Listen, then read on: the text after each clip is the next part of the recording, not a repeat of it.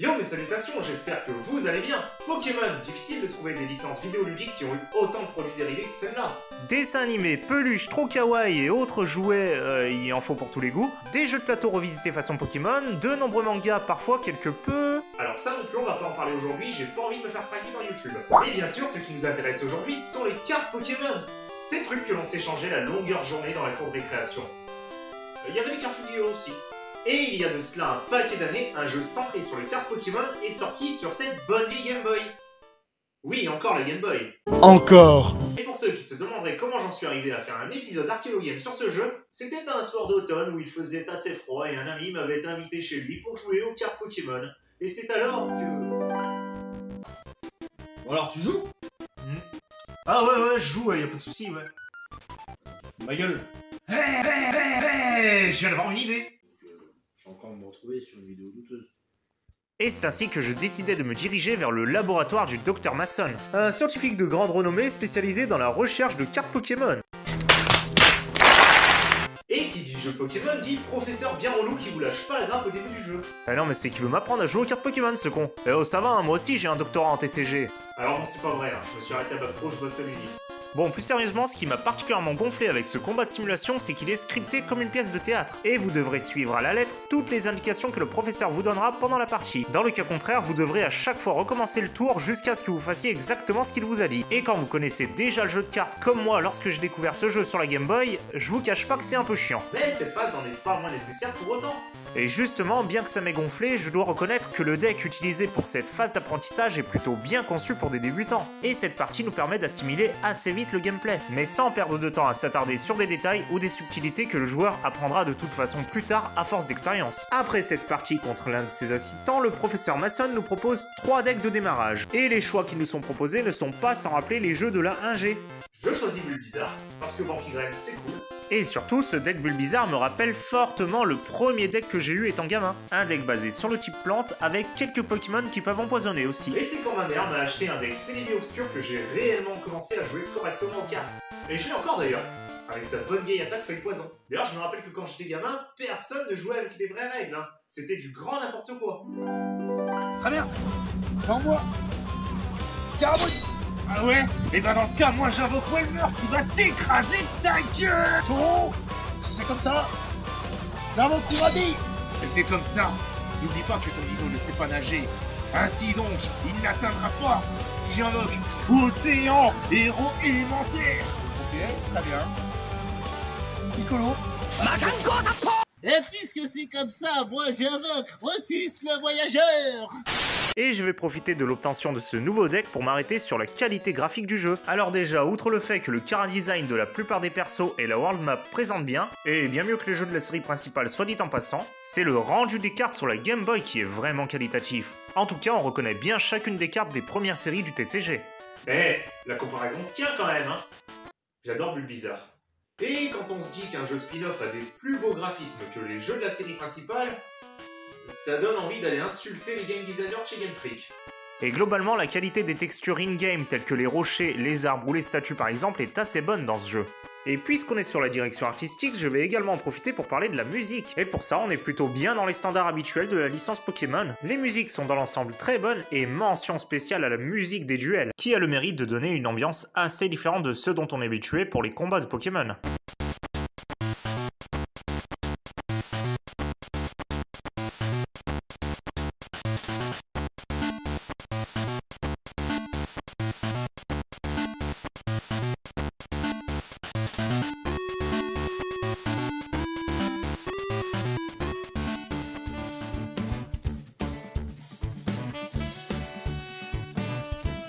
Je trouve que ce choix de musique donne un côté sympathique, relax et amical au duel. Comme si la musique était là pour nous rappeler qu'on est dans un jeu tranquille où il n'y a pas de méchants, que de gentils camarades de jeu, prêts à passer un bon moment autour d'une bonne partie de cartes. Bon et d'ailleurs, puisqu'on parle de méchants et de gentils, et si on parlait du scénario? Bon et pour le scénario, eh bien... Putain, faut que je fasse un truc badass pour faire croire que c'est pas de la merde.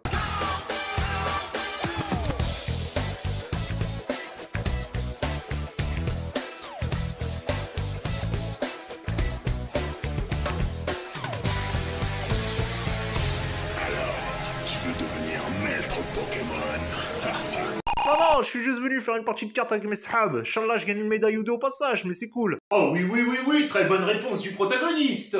Bon alors en gros, pour la faire simple, le scénar c'est du Neketsu. Un bon matin, tout par un coup, un gamin random a décidé de se dire un jour je serai le meilleur dresseur de cartes Pokémon. Et il va jouer aux cartes. Et c'est tout. Et c'est tout, pour le scénario, y a que dalle. Pour ce faire, notre héros devra récolter les 8 badges d'un...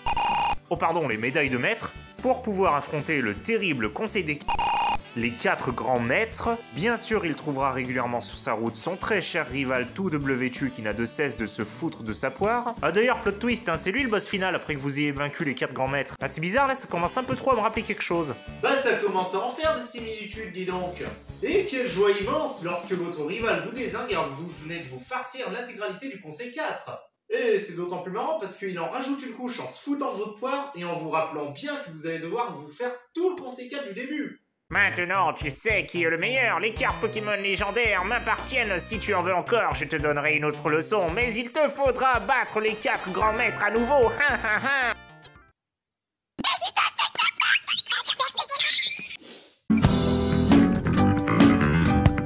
Enfin bon, avant d'aller se frotter à de tels adversaires, il va quand même falloir se faire des decks convenables. Et oui, j'ai dit des decks parce qu'on peut en avoir maximum 4 sur nous. Et c'est assez cool car cela vous permettra de jongler entre les types et les stratégies selon les adversaires que vous affronterez. Et le moins que l'on puisse dire, c'est que pour la construction de vos decks, vous avez l'embarras du choix. Vous pouvez par exemple choisir de vous construire un deck bien bourrin qui tape vite et fort, auquel cas je trouve que le talent de Tortank est assez intéressant, les dégâts de vos Pokémon hauts vont très vite atteindre des sommes élevées. La puissance de frappe de ma cogneur aussi, elle est pas négligeable. Vous pouvez aussi vous faire un deck basé sur les dégâts de poison, et là ce que j'aime bien faire c'est utiliser entre autres Nidoking et Tentacruel qui ont tous deux la particularité d'empoisonner systématiquement le Pokémon adverse sans avoir besoin d'un lancer de pièces. Et ça tombe bien parce que j'aime pas trop les lancers de pièces. Parce que je fais souvent pile. Et c'est super chiant. Et pour construire ce deck, le jeu met à votre disposition toutes les cartes des 4 premières séries de cartes Pokémon, c'est-à-dire des packs de l'extension Colisée, Évolution, Mystère et Laboratoire. Mais ces booster packs et ces cartes pour construire vos decks, il va falloir les gagner. Il sera donc nécessaire de farmer. Point qui va en rebuter plus d'un. Mais que les impatients qui s'apprêtent à dire que ça casse les de farmer se réjouissent, car le jeu regorge de plusieurs petites tactiques pour accélérer le processus. Déjà, il y a pas mal de booster packs que vous pouvez obtenir sans avoir à combattre, parce que le Dr Mason à plusieurs moments dans le jeu vous enverra des mails avec en pièces jointes des booster packs. Ok, par contre il va falloir m'expliquer comment bien il peut nous envoyer des vraies cartes par email. C'est une technique ancestrale qui m'a été transmise par Arceus le Seigneur. Oh ça va, je déconne, vous avez cru que je savais comment il marchait ce putain d'ordinateur? Et pour ceux qui galéreraient à trouver les cartes énergie nécessaires à leur deck, il y a un technicien dans le laboratoire du Dr Mason que vous pourrez affronter à volonté. À chaque fois que vous le battrez, il vous donnera des booster packs avec uniquement des cartes énergie, ce qui est assez pratique pour les farmer. D'ailleurs, dans ce même laboratoire, vous trouverez des machines vous permettant de construire automatiquement vos decks, et l'éventail de choix qui s'offre à vous s'élargit au fur et à mesure que vous avancerez dans le jeu. L'idéal pour des personnes qui auraient du mal à établir la stratégie idéale contre des adversaires plus retors que prévu. Une autre combine, quand vous commencerez à avoir quelques cartes puissantes et que vous aurez parlé au bon PNJ, vous pourrez affronter un mystérieux personnage du nom de Imakuni. Un personnage qui, lorsque vous le battez, vous donnera un booster pack de chaque extension, ce qui veut dire 4. Et en enchaînant les victoires contre lui, vous pourrez farmer super vite. D'ailleurs, pour la petite anecdote, cet Imakuni, c'est une vraie personne qui a chanté plusieurs musiques pour Pokémon.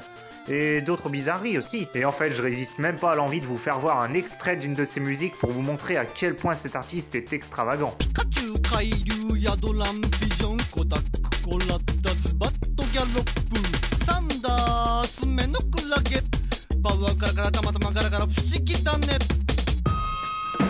Sympa ce petit easter egg, je parie que ça vous embouche un coin.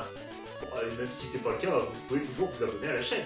Il sera aussi intéressant de parler au PNJ car plusieurs d'entre eux pourront proposer des échanges de cartes intéressants, et celui qui vous proposera le plus d'échanges intéressants, c'est Monsieur Ishihara dans sa maison. À ne pas confondre avec Ishihara dans sa maison. Putain, je vais tellement me faire lyncher à faire des blagues aussi nulles. En gros, ce qu'il faut retenir de ce jeu, c'est que bien qu'il saura vous mettre en difficulté, et ce à plusieurs reprises, vous aurez toujours à disposition une ou plusieurs solutions pour vous sortir du pétrin. Par exemple, si la médaille d'un cercle vous donne trop de fil à retordre, vous pouvez éventuellement changer de cible et vous attaquer à un autre cercle dans lequel votre deck aura l'avantage. Et cette liberté est ma foi très appréciable. Néanmoins, malgré toutes les qualités du jeu, il y a encore un autre point noir outre le scénario que je trouve au tableau. La durée de vie du jeu est assez faible et vous vous en rendrez encore plus compte si vous suivez les quelques tactiques que j'ai pu vous donner précédemment. précédemment. Et c'est vraiment dommage car je trouve honnêtement que ce jeu est agréable à jouer, et j'aurais vraiment apprécié d'avoir du post-game après avoir vaincu le Conseil 4. Mais là, il y en a pas. Bon alors il y a bien une machine à duel dans le laboratoire du Dr Mason, qui une fois déverrouillée vous permettra de livrer des combats contre des adversaires virtuels. Vous pouvez aussi éventuellement tenter le 100% en obtenant toutes les cartes pour compléter la collection, mais on va pas se mentir, hein, ça c'est pas suffisant pour être considéré comme du post-game. Bref, un jeu ma foi bien sympathique, mais un peu court tout de même, et qui nous laisse un peu l'impression qu'il manque quelque chose. Ah mais ça tombe bien parce qu'il y a eu une suite. Who's that Pokémon? It's Pikachu! What the fuck? Pokémon Trading Card Game 2, l'invasion de la Team GR, sorti en 2001, soit 3 ans plus tard au Japon. Et si vous n'en avez pas entendu parler, c'est normal parce que ce n'est sorti qu'au Japon. Et rien qu'en commençant à jouer, on se rend compte déjà qu'il y a eu pas mal d'améliorations. Alors déjà, pour les graphismes, l'amélioration se voit tout de suite, notamment pour les lieux que l'on connaissait déjà dans l'opus précédent. Mention spéciale au cercle haut avec son joli aquarium à l'entrée. Et il n'y a pas que là-bas que la décoration a été refaite, parce que le cercle combat a lui aussi pas mal la classe, notamment dans les petites salles à gauche où ils ont mis un ring d'entraînement. Et pour ce qui est du scénario, là aussi ce sera quand même un peu plus intéressant. Car dans ce jeu apparaît un nouveau groupe d'antagonistes qui se fait appeler la Team GR, ou Team Great Rocket. Et au début du jeu, on peut voir une cinématique où ce groupe de vilains envahit l'île du protagoniste. Oh pardon, des protagonistes. Et oui mesdames, pardonnez Game Freak de vous avoir oublié dans le jeu précédent, l'erreur est réparée. Et même bien réparée car je trouve le design du protagoniste féminin vachement classe. Bref, cette Team GR a décidé de prendre d'assaut l'île que l'on parcourait dans l'opus précédent, afin de prendre le contrôle de tous les cercles et de faire prisonnier tous les membres de chacun d'entre eux, ainsi que de voler toutes les cartes Pokémon de l'île, y compris celles que le héros s'est bien fait chier à rassembler dans le jeu précédent. Oh les bâtards! Mais qu'à cela ne tienne, m'en va les vilipender ces villes gredins qui mangent des gratins. Ils vont goûter aux attaques de mon deck ultime.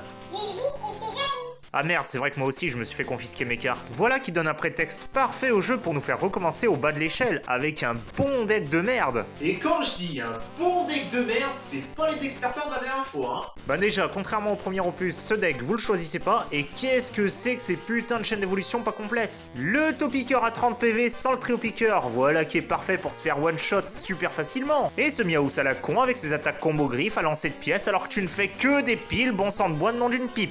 Voilà, t'énerve pas Manu parce que là c'est que le début du jeu. Et vous non plus vous énervez pas parce que là vous avez beaucoup plus morphé que dans le jeu précédent. Oui, parce que ces membres de la Team GR ont des decks vachement énervés, pour les battre ce sera pas de la tarte. Mais comme dans le jeu précédent, vous avez toujours la possibilité d'obtenir quelques cartes sans combattre. Et heureusement parce que sans ça, j'aurais eu beaucoup plus de mal à battre le premier sbire que j'ai décidé d'affronter. Et encore là j'ai eu de la chance, il m'a envoyé presque intégralement des Pokémon plantes, alors que moi à chaque fois c'était des Pokémon feu que je piochais. Et quel que soit le premier sbire que vous déciderez d'éclater, ne vous attendez pas à des duels faciles. Et là je dis ça en faisant rageux, mais en vrai je pense sincèrement que c'est une qualité et que ça rend le jeu beaucoup plus intéressant que son prédécesseur.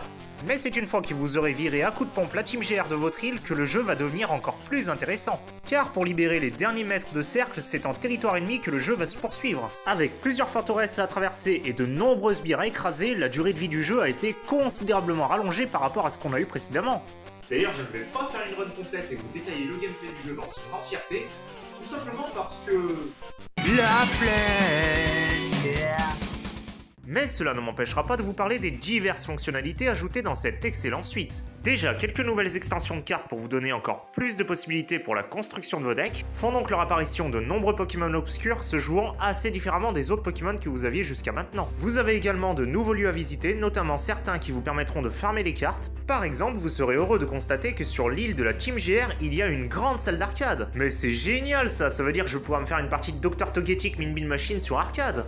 Non? Et vous serez bien content de pouvoir les farmer ces cartes car les combats qui vous attendent sur l'île GR sont particulièrement difficiles. D'ailleurs le jeu ne loupe pas une seule occasion de vous rappeler que vous vous trouvez en territoire ennemi et qu'en territoire ennemi c'est l'ennemi qui dicte les règles. Et vous devrez régulièrement mener des combats avec des règles spéciales qui ont été décidées par vos adversaires. Du style les Pokémon plantes ne peuvent pas être affectés par des états spéciaux ou les Pokémon de type électrique infligent plus de dégâts que la normale. Et rien que ça, je vous dis que ça rajoute de la difficulté. D'ailleurs même les OST du jeu qui sont plus dynamiques et énergiques sur l'île GR semblent être là pour indiquer que cette fois, contrairement au jeu précédent, ça rigole plus. Les combats que vous menez là, c'est du sérieux. Et ça donne une ambiance tout autre au combat, notamment contre les champions de la Team GR.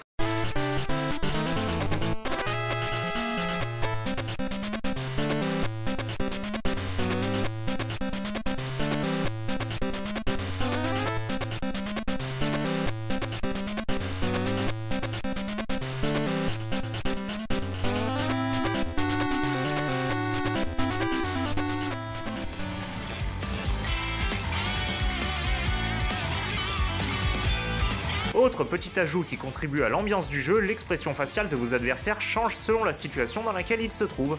Et perso, je trouve ça sympa. Et d'ailleurs, il y en a certains, qu'est-ce que c'est satisfaisant de voir leur tronche quand on les a battus. Et si vous parvenez à battre tous les champions de la Team GR, déjà cela vous permettra de libérer tous les personnages de l'île de départ, vous donnant ainsi la possibilité d'y revenir pour les affronter, et surtout, vous pourrez affronter le roi de la Team GR, King Vilichi, alias le boss final.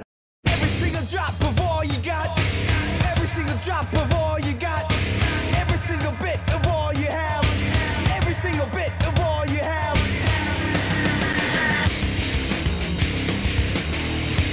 Alors, je vais être honnête avec vous, je ne suis pas allé jusqu'à ce boss là pour cette vidéo. Mais il y a de cela un bail, j'avais réussi à finir le jeu et à battre ce boss. Et le principal souvenir que j'en ai, c'est que punaise, il était pas évident celui-là. Parce que premièrement, il faut le battre 2 fois d'affilée, et surtout, le loustic en question possède pas un, pas deux, mais bien 4 decks différents. Et la principale difficulté réside justement dans le fait que vous ne savez jamais avec quel deck et donc quelle stratégie celui-ci va vous affronter. Car le deck qu'il utilisera dans chaque partie est défini de manière aléatoire. Aléatoire, aléatoire, allez. C'est pas la blague dont je suis le plus fier. Bon, et un dernier truc pour les personnes qui aiment le challenge, cette fois il y a du post-game suffisamment intéressant pour qu'on s'arrête dessus. Il y a sur l'île GR un sanctuaire scellé dans lequel vous ne pouvez rentrer qu'après avoir fini le jeu, et dans lequel vous croiserez la route de fantômes d'anciens champions de cartes Pokémon. En somme, des adversaires qui sauront mettre à l'épreuve les plus déter d'entre vous qui auront su finir le jeu, et une récompense de taille, je pense. Quel dommage qu'il n'y ait pas eu autant de richesse dans le gameplay du jeu précédent. Et surtout, quel dommage que ce Trading Card Game 2 ne soit pas sorti au-delà de l'archipel japonais, car celui-ci sera donc passé complètement sous les radars, faisant ainsi sombrer la série des Trading Card Games dans l'oubli. Bref, un jeu à la hauteur de mes espérances qui surclasse en tout point son prédécesseur, mais sans ce dernier, je n'aurais pas pu me taper autant de barres de rire en tournant cette vidéo avec mon pote, que je remercie d'ailleurs. Donc si je devais résumer ces deux jeux en quelques mots, je dirais tout simplement... Capture-les tous, ils ont des pouvoirs incroyables. C'est quand tu les entraînes que tu deviens un maître Pokémon. Et c'est ainsi que se termine ce dernier Archeolo Game de l'année 2023. Pour le prochain, il faudra attendre 2024. Quoi qu'il en soit, chers amis, prenez soin de vous, et jusqu'à la prochaine vidéo, je vous dis à bientôt.